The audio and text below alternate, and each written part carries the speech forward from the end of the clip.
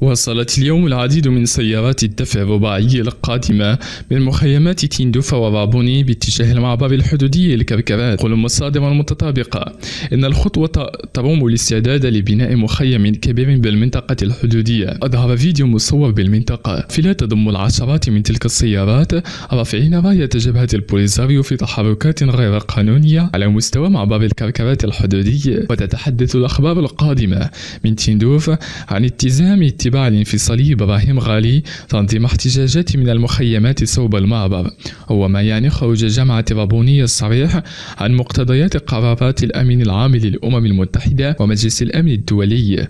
وكشفت مصادر متطابقة بأن الجبهة الانفصالية المدعومة من جنرالات الجزائر تهدف إلى تنفيذ معتصم بالخيام بمعبر الكركرات في خطوة تهدف حسب مراقبين إلى المطالبة بإغلاق النقطة الحدودية. وأضاف مراقبون بأن الجبهة الانفصالية تسعى من خلال الخطوات الأخيرة إلى إغلاق المعبر في مواجه الحركة التجارية والمدنية بدافع المدنيين الصحراويين للتخييم في الكركرات. وسبق للمغرب أن اطلع المجلس الأمن الدولي والأمم المتحدة بداية شهر شتنبر الجاري على خطورة ما تقوم به جماعة رابوني من أعمال استفزازية عبر عرقلة للسير العادي لحركة المرور بمعبر الكركرات. السلام عليكم ورحمة الله. أعزائي المشاهدين، أهلا ومرحبا بكم. تواجد الجنرال دكتور درامي عبد الفتاح الوراق المفتش العام للقوات المسلحة الملكية حاليا بالمنطقة الجنوبية وبالضبط بالجدار الأمني. وحسب ما ذكره منتدى القوات المسلحة الملكية على الفيسبوك، فإن المسؤول العسكري حل بالجدار الأمني مرفوقا بعدد من المسؤولين العسكريين بالمنطقة وآخرين تابعين للقيادة العليا للاطلاع عن كتب على الوضع هناك. حلول الجنرال وراق بالأقاليم الجنوبية للمملكة يأتي في ظل تحركات مشبوهة لحركة البوليساريو التي تحاول إشعال الأوضاع تحديدا في معبر الكركرات في تحدي واضح لقرارات مجلس الأمن الدولي. المغرب سبق وأن أخطر مجلس الأمن الدولي والأمم المتحدة والدول المعنية بشأن عرقلة عناصر البوليساريو لحركة المرور بمعبر الكركرات الحدودية، وحذرت أن المملكة المغربية لن تقف مكتوفة الأيدي بشأن هذه الاستفزازات والخروقات من طرف عناصر جبهة البوليساريو، وتدعو المجتمع الدولي إلى تحمل مسؤوليته.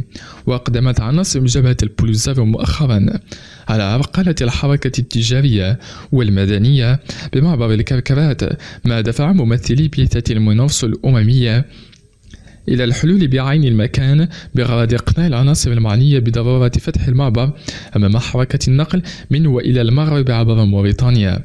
وأضافت مصادر متطابقة إلى أن تحركات جبهة البوليساريو بالكركرات تأتي في ظل تأكيد الأمم المتحدة على ضرورة الامتناع عن أي إجراء قد يشكل تغييرا في الوضع القائم في المنطقة العازلة.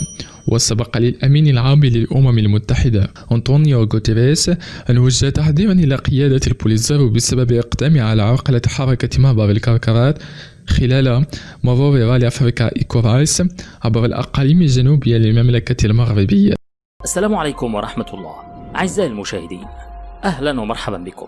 بعد دعوة الأمين العام للأمم المتحدة أنطونيو غوتيريس جبهة البوليساريو إلى عدم عرقلة حركة المرور المدنية والتجارية المنتظمة في منطقة الكركرات، وذلك في أول رد من المنظمة الدولية على التحركات التي يقوم بها عناصر موالون للجبهة بهدف إغلاق المعبر. خرجت قبيل قليل جبهة البوليساريو ببلاغ صادر عن وزارة إعلامها تفادت من خلاله ذكر الأمم المتحدة بشكل مباشر، متهمة المغرب بإثارة عدم الاستقرار وتهديد الأمن والسلم بالمنطقة. البوليساريو اعتبرت أن ردة فعل المغرب بشأن التحركات بالكركرات مبالغ فيها وتحمل الكثير من المغالطات المجافية للواقع، مشيرة إلى أن الرباط ومن خلال الضجة التي رافقت الإعلان عن عزم بعض المواطنين غلق معبر الكركرات تهدف بذلك لتوريط الجبهة بخرق اتفاق وقف إطلاق النار ووضعها في مواجهة مع مع الأمم المتحدة، وذلك بالتزامن ومناقشة مجلس الأمن لنزاع الصحراء. ذات البلاغ أشار إلى أن مواطنين صحراويين مدنيين مسالمين يحتجون مثل ما فعلوا في السابق ومثل ما سوف يفعلون ولن يتوقفوا عن الفعل، ومن حقهم أن يقوموا بذلك. عبارات تنطوي على محاولات من الجبهة للتنكر للمحتجين ووضع مسافة بينها وبين حراكهم، وذلك عقب التحذير الأممي الشديد اللهجة. البوليزاريو اتهمت المغرب في بلاغها بخرق اتفاق وقف إطلاق النار من خلال استمرار تدفق المبادلات التجارية عبر المعبر الحدودي، وهو ما يشكل استفزازا كبيرا للجبهة وللمنتظم الدولي حسب ذات البلاغ.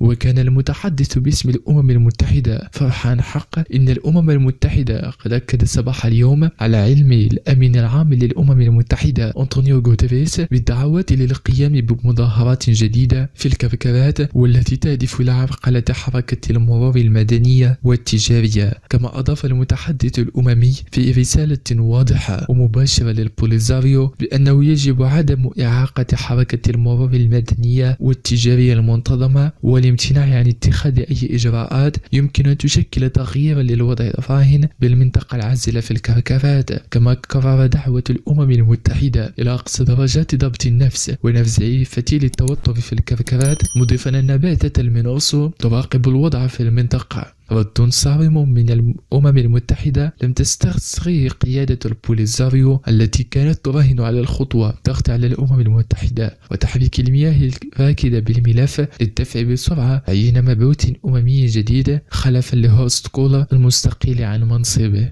السلام عليكم ورحمة الله. أعزائي المشاهدين، أهلا ومرحبا بكم.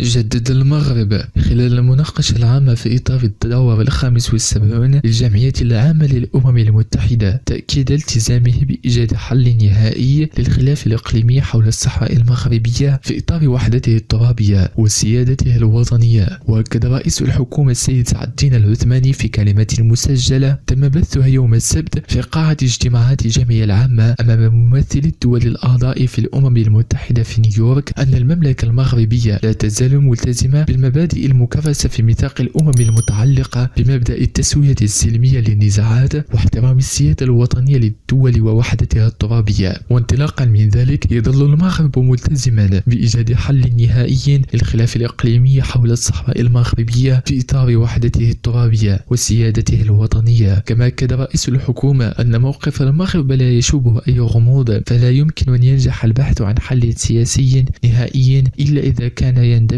في إطار المعايير الأساسية الأربع: السيادة الكاملة للمغرب على الصحراء، ومبادرة الحكم الذاتي كحل وحيد لهذا النزاع المفتعل، المشاركة الكاملة لجميع الأطراف في البحث عن حل نهائي لهذا النزاع المفتعل، الاحترام التام للمبادئ والمعايير التي كرسها مجلس الأمن في جميع قراراته منذ 2007 المتمثلة في أن الحل لا يمكن أن يكون إلا سياسيا وواقعيا وعمليا ودائما ومبنيا على أساس التوافق، رفض أي اقتراح متجاوز. ولذا أكد الأمين العام للأمم المتحدة ومجلس الأمن منذ أكثر من 20 سنة بطلانه وعدم قابليته للتطبيق والهدف لإخراج المسلسل السياسي الحالي عن المعايير المرجعية التي حددها مجلس الأمن. وأضاف أن المسلسل السياسي تحت الولاية الحصرية للأمم المتحدة حقق زخما جديدا بعقد مائدتين مستديرتين في 2018 و19 التأمت حولها جميع الأطراف لأول مرة. قال السيد العثماني إن من المشجع بشكل خاص أن مجلس الأمن قد كرس هذه العملية باعتبارها الطريق الوحيد لحل سياسي واقعي وعملي ودائم وقائم على أساس التوافق لإيجاد حل لهذا النزاع الإقليمي. وأكد أن المملكة المغربية تعبر من جديد عن عميق قلقها إزاء الوضعية الإنسانية الأليمة التي تعيشها ساكنة مخيم تندوف التي فوضت دولة مضيفة تسييرها لجماعات مسلحة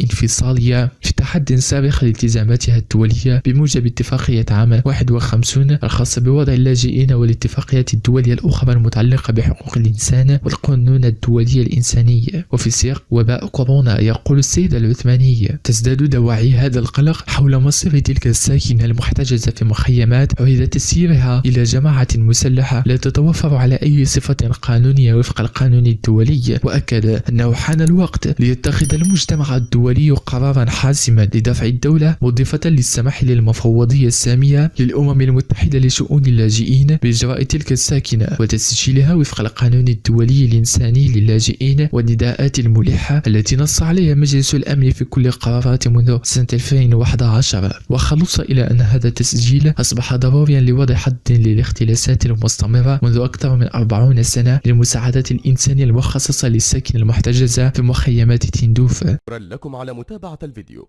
ولا تنسوا الإعجاب به والاشتراك في القناة، وكذلك مشاركة هذا الفيديو. دمتم بمحبة الله، والسلام عليكم ورحمة الله تعالى وبركاته.